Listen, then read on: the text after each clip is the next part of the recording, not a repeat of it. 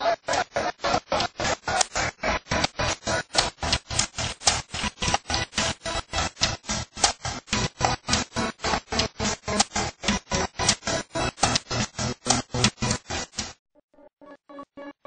um país historicamente marcado pela exclusão social e pobreza, promover o crescimento com distribuição de renda é o grande desafio que começou a ser superado.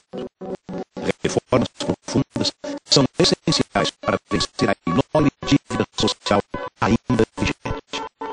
O governo e a classe trabalhadora brasileira estão unidos na construção de um projeto nacional de desenvolvimento com soberania e valorização do trabalho.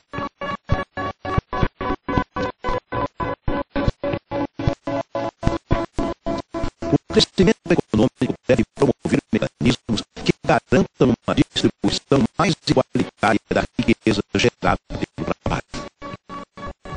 Os serviços de saúde pública precisam ter melhor qualidade e serem acessíveis a todos no campo e na cidade. Garantir o saneamento básico e o acesso à água potável a todos os cidadãos brasileiros na área urbana e rural, com metas estabelecidas aos municípios para tratamento e distribuição de água encanada, para coleta e tratamento de esgotos e de resíduos. A universalização do acesso ao ensino público é essencial, e oferecer uma educação de qualidade exige, entre outras providências, a valorização dos profissionais do setor, tendo como eixo a inclusão, a diversidade e a igualdade.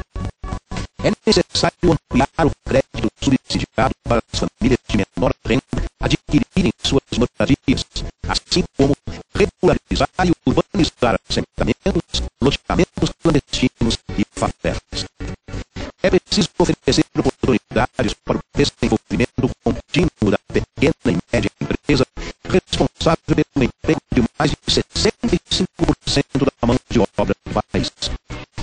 A agricultura familiar deve ser fortalecida tanto no que diz respeito ao fomento do crédito, quanto na implantação de uma política permanente e diferenciada de garantia de preços mínimos para seus produtos. A reforma agrária não pode esperar mais, porque ela é também estratégica para o desenvolvimento sustentável do país. É preciso avançar e estabelecer limites das propriedades, desconcentrar a posse da terra e atualizar os índices de produtividade. Para reduzir as desigualdades regionais, é preciso estabelecer políticas de desenvolvimento específicas para cada região do país. A classe trabalhadora unida deve participar desta luta em benefício de uma sociedade mais justa e igualitária.